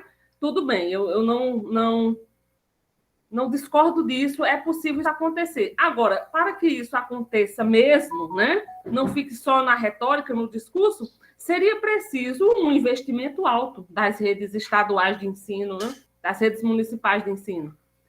Computadores, tablets, enfim, internet, rede de internet. É necessário um investimento, né, de melhoria mesmo estrutural, que infelizmente escapa, é uma coisa que escapa ao nosso controle como professores de filosofia, né? Eu até brigava muito com um professor que eu tinha na universidade, brigava entre aspas, né, no bom sentido, que ele, em que pese ser um excelente professor, mas ele desconsiderava, até porque ele era um anti-marxista, né, um anti-gramsciano, ele desconsiderava as questões estruturais da escola. E por muitas vezes eu tive que explicar a ele, professor, calma, não é que nós não estamos fazendo, nós estamos, mas nós somos limitados por esse aspecto da escola, dentro da escola, do contexto da escola, que não nos está permitindo ter o êxito que gostaríamos nessa experiência. Por muitas vezes, outros colegas que trabalhavam comigo, tivemos que ter essa conversa com o professor e levar o professor à escola e para que ele tentasse entender. Porque como a academia ela pesquisa pouco, né, sobre o ensino de filosofia, sobre a realidade do ensino de filosofia, a realidade das nossas escolas como um todo, sobretudo nossas escolas públicas, né? Então, parece que é uma coisa que você idealiza na universidade, formata, tudo bem, fica muito, muito bom, mas quando se vai para a prática, a gente sabe que as coisas, por vezes, podem não dar certo, podem não caminhar como gostaríamos. E muitos de nós, professores, nos remoendo, né? Nos martirizando, achando que é culpa nossa. Pode ser, eventualmente, né? Culpa nossa por questões subjetivas, mas o grande gargalo da nossa educação não é a formação de professores. Eu acho que nós, professores de filosofia, eu, pelo menos, a minha experiência de formação aqui na Paraíba foi muito boa. Eu estudei com professores excelentes. Eu fui para a sala de aula consciente do que eu ia encontrar, né? Mas ainda, de modo geral, né, falta enxergar para os pesquisadores, para os professores da academia, né, falta enxergar essa questão, não que não enxerguem, né? Não estou querendo dizer que os professores da academia são alienados a essa questão, não é isso. Mas falta uma melhor noção, compreender melhor essas nuances dos contextos aí da escola que atrapalham o trabalho do professor e que escapam ao controle do professor, seja de filosofia, seja de qualquer outra disciplina. Então, nós temos um problema de descaso público. Não é que nossos professores, ao contrário do que insinuam por aí, nossos professores não sejam competentes, não tenham vontade de trabalhar, não tenham o desejo de transformar as realidades, né? Nós temos muito, nós trabalhamos muito, mas a própria situação estrutural, o descaso com a educação pública não nos permite ir além do que já vamos. Espero que eu tenha conseguido responder. Isso, muito obrigada, Catarina, sempre atenta à realidade do aluno.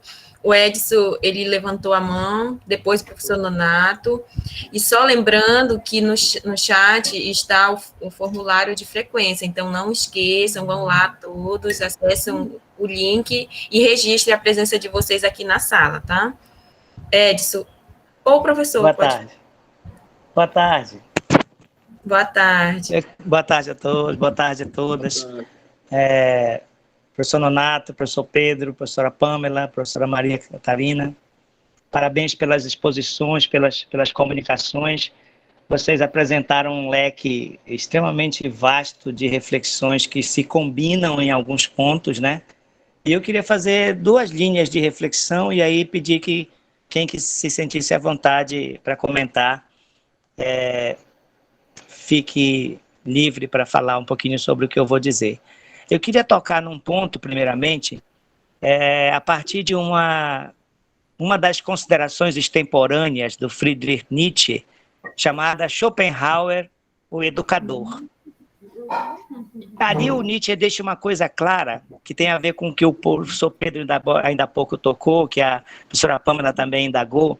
O Nietzsche diz que ele detesta os professores de filosofia, porque ele diz que os professores de filosofia na Alemanha, que ele conheceu, né, na Alemanha de meados do século XIX, ele diz que os professores de filosofia nas universidades onde ele tinha experiência, ele não trabalhava e não teve experiência nas escolas alemãs, mas ele dizia que os professores de filosofia enfraquecem o potencial filosófico. Eles burocratizam o pensamento e transformam a filosofia numa vontade de verdade, quando a filosofia deveria ser vontade de viver. Isso tem muito a ver com algumas coisas que vocês comentaram há pouco, né? Quer dizer, mais do que a formalidade filosófica, mais do que o conteúdo, que o professor Nonato tocou nisso ainda agora, né? Mais do que o conteúdo teórico da filosofia, existem estruturas, existem mecanismos, ou até mesmo existem essências do fazer filosófico que tem muito mais a ver com a vida, com a humanidade. E aí o Nietzsche criticava exatamente essa questão do formalismo das coisas. Os formalismos, eles são interessantes até certo ponto, mas eles enfraquecem aquilo que verdadeiramente é o potencial filosófico, que é uma experiência de estar diretamente ligada à vida. E o Nietzsche chamava isso de vontade de viver. Ou seja, a vontade de viver é maior do que a vontade de verdade, dizia o Nietzsche. Quando a vontade de verdade quer ser maior do que a vontade de viver, a filosofia não passa de uma técnica, não passa de uma burocracia, não passa de uma mecânica, não passa de uma tecnologia para falar das coisas. E aí eu queria fazer um pouco dessa fala para dizer assim, eu vejo que aí existe um dilema, né? Por um lado, a filosofia tem a sua formalização, tem os professores de filosofia que precisam existir, né? E aí o professor Pedro ainda há pouco falava, né, sobre a questão da BNCC, E quando a gente vê a BNCC, de certa maneira, desqualificar a filosofia como disciplina e colocá-la numa outra estrutura, a pergunta é como é que fica a ideia da burocracia filosófica dentro de um currículo de ensino, né? Tem lugar ainda para o professor de filosofia, como o professor Pedro refletiu ainda agora muito bem, tem outras estratégias para o professor de filosofia existir para além da burocracia filosófica, né? Tem mais alguma outra coisa que se possa estabelecer aí uma ligação poética, uma ligação criativa, que a professora Pâmela trabalhou ainda há pouco na fala dela muitíssimo bem, né? E eu penso que a filosofia não se relaciona com a arte e com a literatura apenas eventualmente. A filosofia tem uma ligação absolutamente intrínseca com isso, né? O professor Benedito Nunes falava nisso num livro chamado Passagem para o Poético, né? Inspirado pelo Heidegger, ele dizia, não existe filosofia sem a poética. Não existe a filosofia sem um mecanismo enunciativo de uma dimensão poética da vida, né? A filosofia é enunciado poético, né? Poético no sentido grego da palavra, né? No sentido criativo, no sentido absolutamente afirmativo, né, da humanidade. Então isso é uma coisa que me incomoda e que eu queria partilhar com vocês, de que, de certa maneira, isso é meio ambíguo, né? Por um lado, a questão formal, a questão burocrática da existência da filosofia, e por outro, esses outros aspectos que perpassam uma série de relações. Eu gostei muito do que o professor Nonato falou, porque os franceses trabalham hoje nisso, numa disciplina chamada filosofia da mente, né? Porque o século XIX, mas especialmente o século XX, trouxe descobertas cibernéticas, trouxe descobertas da neurociência que a gente não tinha no passado, né? A gente não tinha condição de falar sobre nada disso no passado com muita clareza. Hoje a gente tem. Hoje a gente sabe que existem mecanismos extremamente potenciadores da mente humana, né? E que isso é extremamente importante. Eu queria, a segunda coisa, aí para terminar, dizer, diretamente falando com o professor Nonato, perguntando para ele assim, se essa dimensão da PNL, professor Nonato, que é possível ser trabalhada através do ensino de um conteúdo, seja filosófico, existencial, como é que isso se relaciona num momento onde a cybercomunicação é extremamente significativa? Num momento onde as tecnologias do pensamento têm uma interferência absurda na mente de jovens, adultos, crianças, né? Como falar de autonomia do pensamento e de pensar por si dentro de uma estrutura extremamente difícil, que é a estrutura do cyberespaço, a estrutura da cybercomunicação, né? Que muitas das vezes determinam, sem que a gente se dê conta, uma série de pensamentos e comportamentos das pessoas. E eu acho que eu queria lhe ouvir um pouquinho depois sobre isso. Como é que fica o desafio disso diante dessa estrutura que é recentíssima, que é da ideia da cybercomunicação e do cyberespaço que permeia nossas vidas, como esse agora que nós estamos aqui nos comunicando, né? Graças a ele, a gente está tendo possibilidade de conversar. Muito obrigado. Eu ia exatamente falar um pouco sobre isso, e que bom que você tocou nisso, foi sensacional a sua fala, muito obrigado. Falando um pouco do que aquilo que a Maria e que os outros professores falaram sobre filosofia, esse é um problema que eu encontro há muito tempo. Perceba uma coisa, vamos supor, eu sou professor de pós-graduação de administração, de psicologia, de sociologia, de filosofia, e todas as vezes que a gente vai falar de filosofia dentro da pós-graduação, que é só para professor, a filosofia é vista como uma questão teórica, uma questão que não tem essa importância tão grande. Tanto que quando você vai dar aula de ética e moral, o professor diz, mas isso eu já vi, você vai normalmente com a alegoria do Platão, com aquela coisa toda. Então, o que eu acho é que é um estigma tão forte sobre o filósofo, que é um cara que pensa, mas o cara fala, mas e na prática, o que é que vocês fazem? Para que serve na prática isso? Você está entendendo? E aí criou esse estigma, que esse estigma, meu amigo, não estou falando do nível fundamental, nível médio, estou falando que é o cara que está fazendo pós-graduação, terceira, quarta pós-graduação dele, ele é professor, mas ele entende isso. Não é igual, vamos supor, o professor Roseli, né? Roseli, que é a nossa mediadora, ela é letras. Veja bem, se você pegar letras, português, por exemplo, ou interpretação de texto, o que você quiser, você passa para ela dentro de todas as academias. Você chega lá, olha, quem faz filosofia tem que fazer português, quem faz matemática faz português, quem faz psicologia faz fazer português, e ninguém desconstrói a importância dele. Por que não desconstrói? Porque serve para a prática. Porque diz, olha, tem uma prática, tem um porquê existir isso. Eu acho que a filosofia tem tudo isso. Por que vocês acham que eu peguei Sartre? Porque ele fala da existência, do existencialismo. Ele diz, nós, antes de ser, precisamos existir. E aí eu pego essa experiência e levo para o aluno. E digo, eu vou colocar isso dentro da tua vida. Mas se você não produz esse tipo de importância, e também eu acho que tem um pouco culpa do filósofo. E aí me perdoe a todos nós que trabalhamos com filosofia. Parece que nós nos colocamos num pedestal de que nós somos inteligentíssimos, falamos de filosofia e falamos quanto mais complicado possível para que os outros tenham que entender que somos inteligentes. Não simplificamos a essência para que as pessoas possam entender com prática, com filosofia prática, entendeu? Então, isso que eu percebo muito. Eu acho que a gente tem que sair desse universo e trazer para a prática e usar ferramentas que a gente tem agora. PNL, neurogestão, neurodidática, usar na verdade, como um combustível de transformação mental, porque as nossas realidades se transformam quando nós nos transformamos.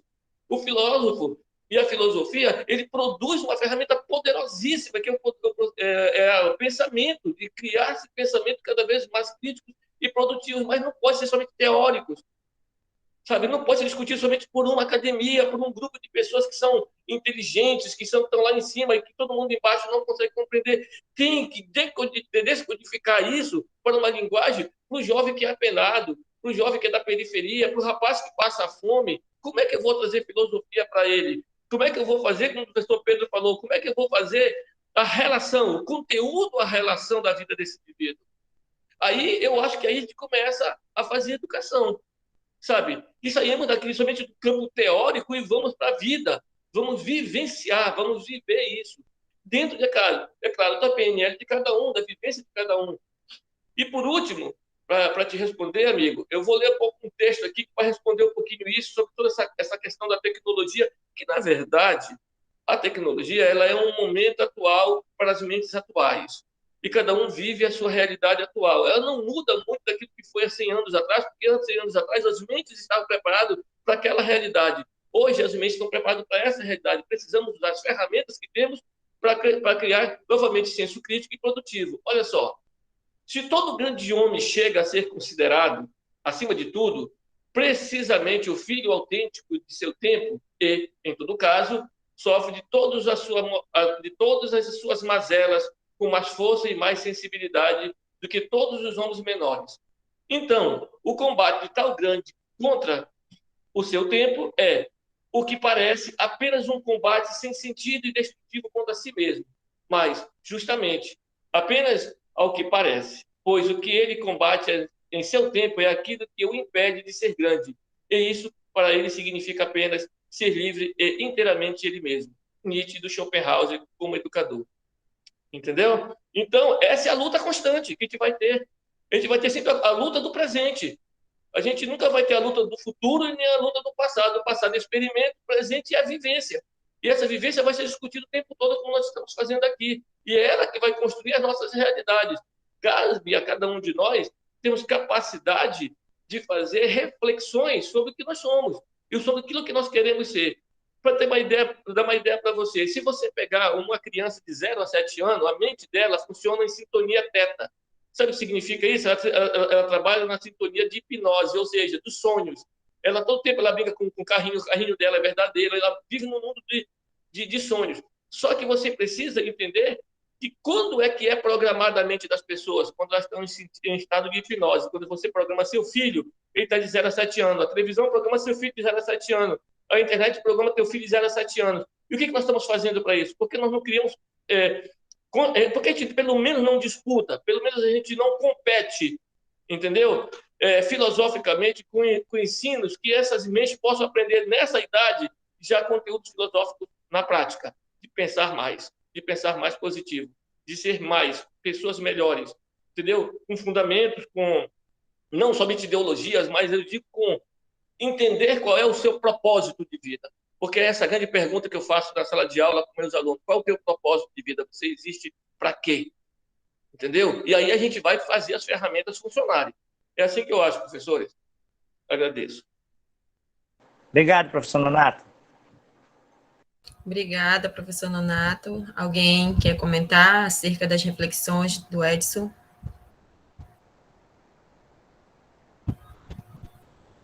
Professor Pedro, Pamela, Maria. Eu já falei muito, se alguém quiser comentar, interagir, professora Aos Roseli, participantes que estão aqui na sala. Dividimos mais aí. Deixar a Maria falar, depois eu falo. Pode falar, Maria.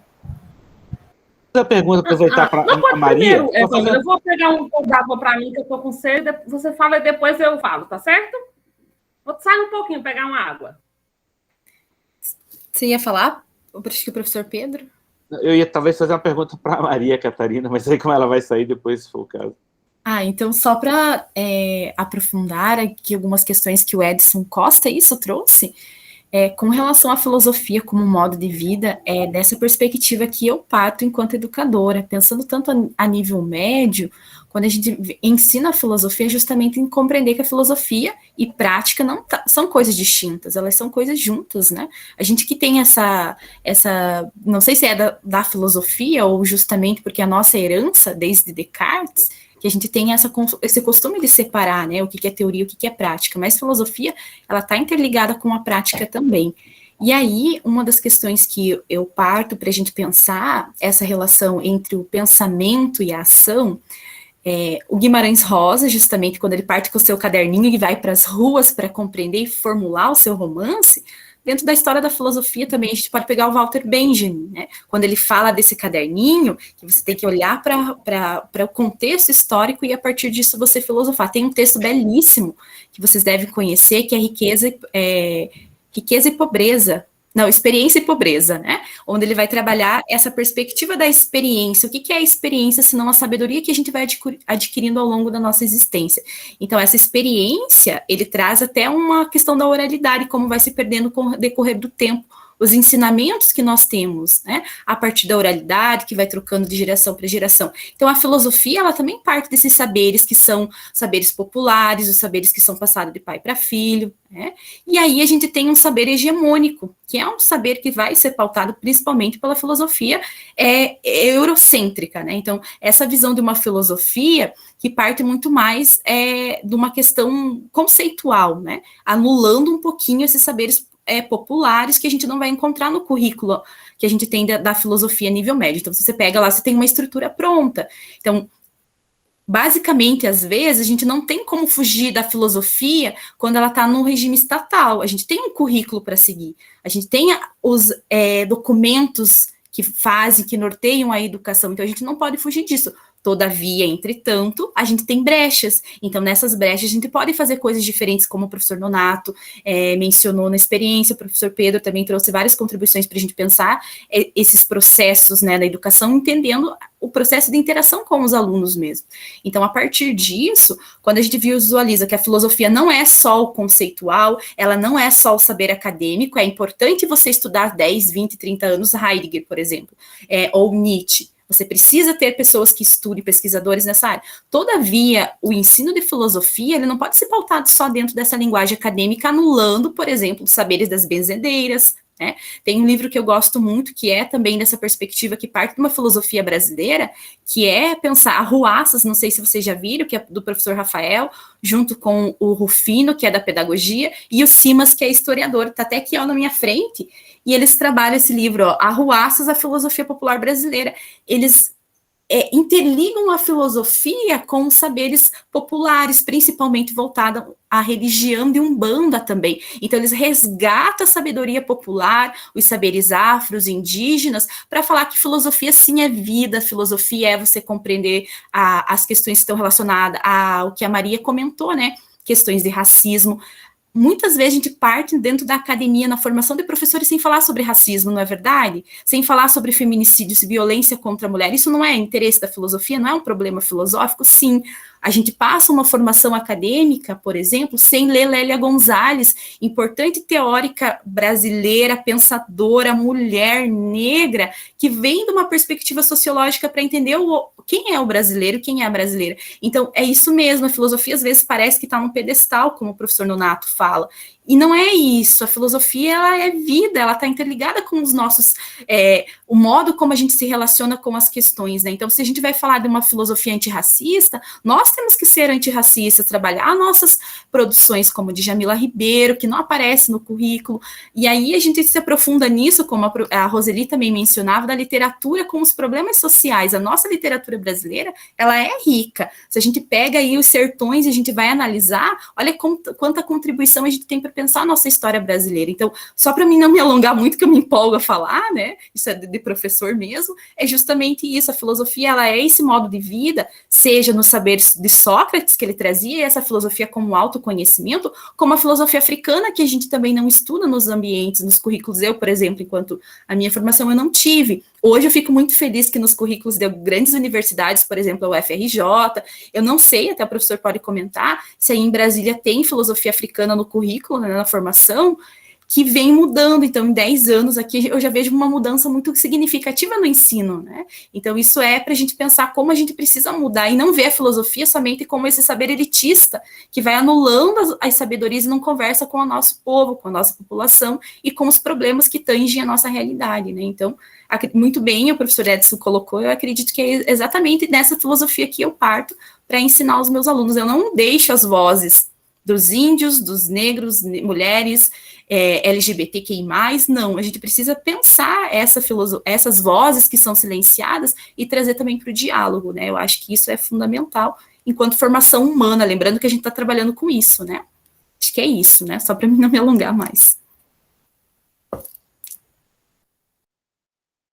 Incrível, Pamela. Olha, aqui eu sou uma verdadeira aprendente, estou aprendendo tudo. A professora Maria está com a mãozinha levantada. Estou de volta, só para avisar que eu cheguei. Só pegar minha água e já voltei. Uma pessoa queria perguntar, não é isso? Eu ia te perguntar, Catarina, você já defendeu, né? Sim, professor Pedro. Né, porque eu estava procurando ali lá no repositório da Federal do Paraná, né, que onde eles colocam todas as dissertações, aí eu não achei. Eu ia te pedir depois, se podia mandar um PDF, como não está lá ainda, né? Sim, posso, porque ainda não foi publicada, né? E Pamela, eu ia pedir para você colocar o nome desse livro que você citou aí, do Haddock, dos outros, colocar aí no chat para a gente poder anotar. Mas, Roseli, você está como nossa mediadora, excelente, mas pode comentar também, que a gente sabe que você está desenvolvendo pesquisa sobre saberes, né? Está desenvolvendo pesquisa aí no doutorado na Federal do Pará, né? Então, também sinta-se à vontade, né? É um projeto que ainda está no início, por conta da pandemia, eu não consegui chegar até a escola Locus, por conta disso eu tive que fazer uma adaptação na pesquisa. A ideia da minha proposta de tese era falar da escola Locus professora Benedita Lima Araújo, mas por conta, era ano passado, 2020, mas por conta da pandemia, dos protocolos, da suspensão das aulas presenciais, eu não consegui chegar, e aí a ideia agora é eu trabalhar com os sujeitos, com os professores, porque por esse formato aqui a gente consegue realizar entrevistas.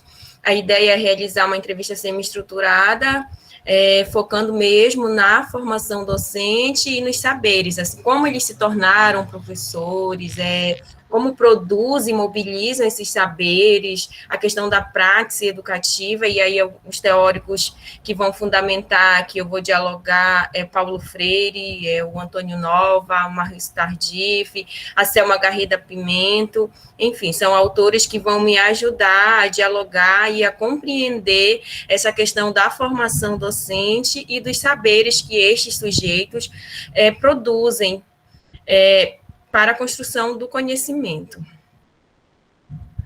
Só para pincelar um pouquinho.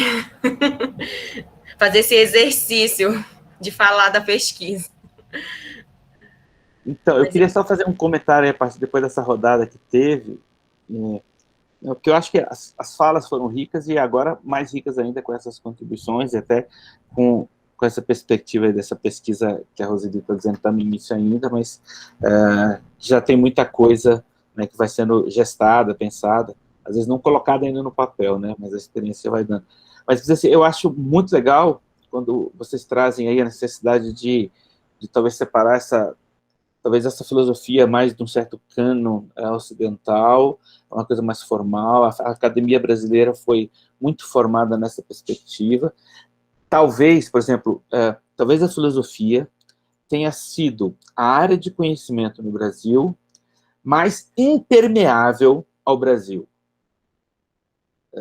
No sentido assim, de que talvez tenha sido o campo de conhecimento em que a gente deixou, que menos se sujou no nosso chão, que menos dançou os nossos ritmos, que menos comeu das nossas comidas, das nossas misturas, daquilo que é próprio. Na sociologia, a gente desponta muito numa interação de produção de conhecimento com a nossa realidade, nossa história. Na área da literatura nem se fala, então, mas a filosofia seja menos. Aquele livrinho, quem não conhece, é muito interessante conhecer, Crítica da Razão Tupiniquim, do Roberto Gomes, para mim traz muito elemento interessante para a gente pensar. Tem um texto também de um camarada na Bahia, que é o Rony Alexandro, que ele, como é que chama? A Brasileiríssima Filosofia Brasileira, se eu não me engano, no texto, onde ele diz que, em vez de ficar dizendo só que isso é um caráter negativo, ele vai dizer, bom, essa é a característica. Na característica de fazer filosofia no Brasil é ignorar o Brasil. E talvez tenha algo menos, não tenha nada menos filosófico do que isso, né? Do que ignorar o desde onde você está fazendo filosofia.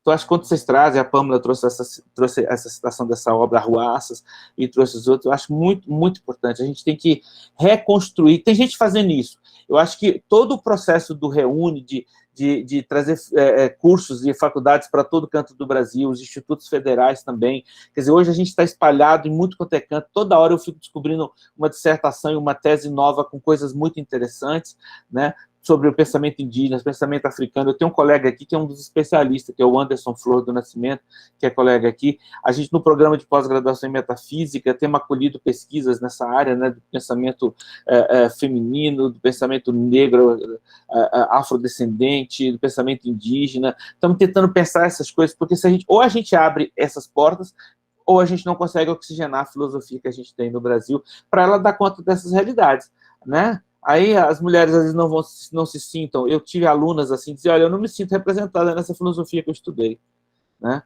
E a gente vai olhar, tem uma dissertação de mestrado muito legal de uma orientanda minha, que ela foi pesquisar mais de 200 planos de curso de licenciatura de filosofia, dos departamentos de filosofia, e ela descobriu que a gente não lê as mulheres na graduação, praticamente as graduações em filosofia, né?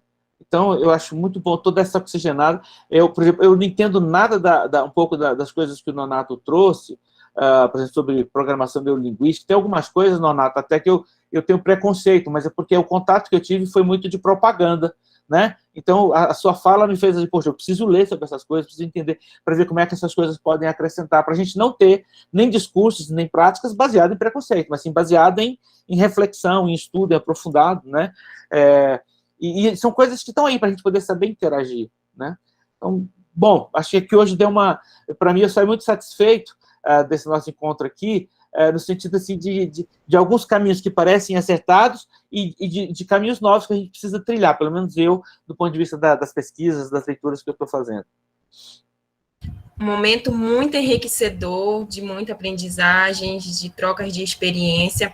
Como nós estamos nos aproximando das 18 horas, eu penso assim, que a gente faz uma rodada agora de finalização, direcionar para finalizar, e a gente segue a ordem de apresentação que foi feita aqui agora à tarde, e aí cada um vai fazendo as suas considerações finais mais uma vez. Aí a Pâmela começa, depois a Maria, professor Pedro, o professor Nonato, e aí a gente finaliza essa sala de comunicação e relatos de experiência.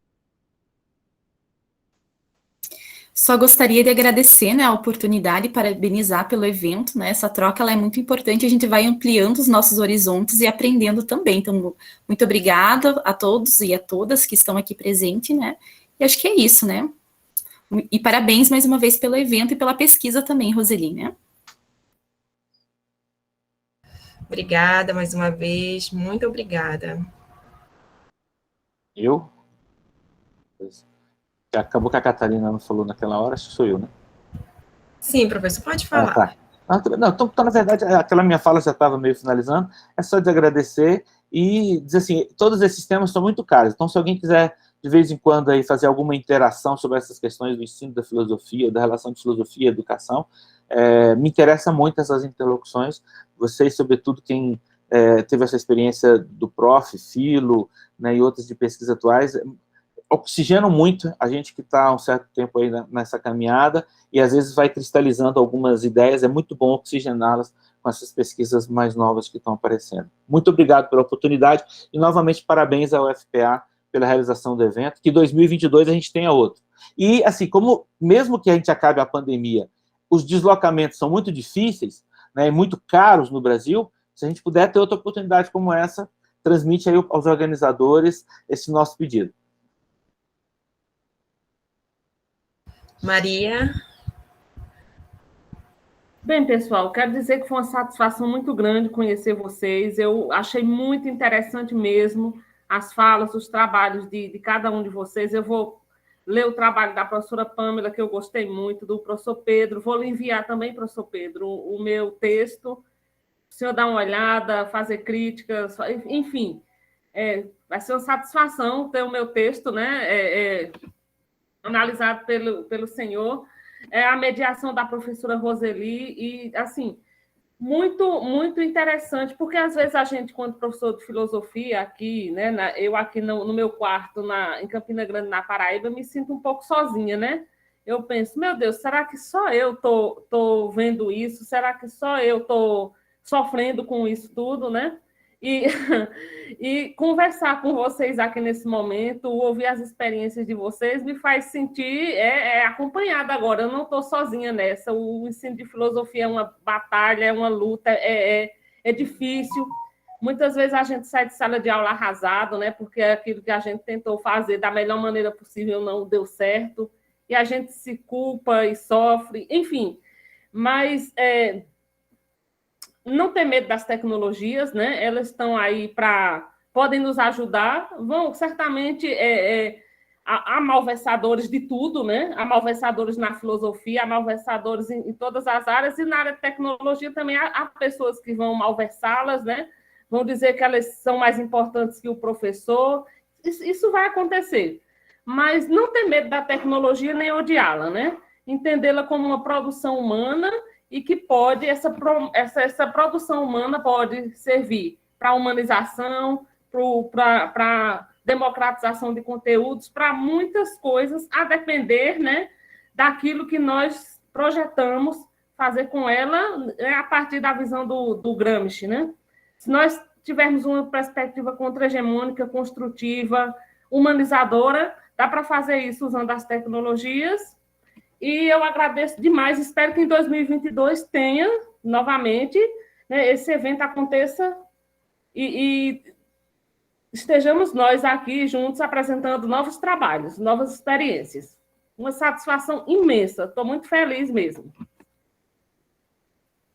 Obrigada, professora Maria. As palavras com o professor Nonato.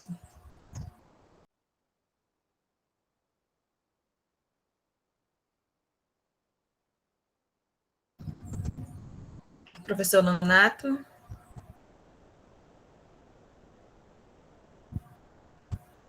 Será que ele saiu?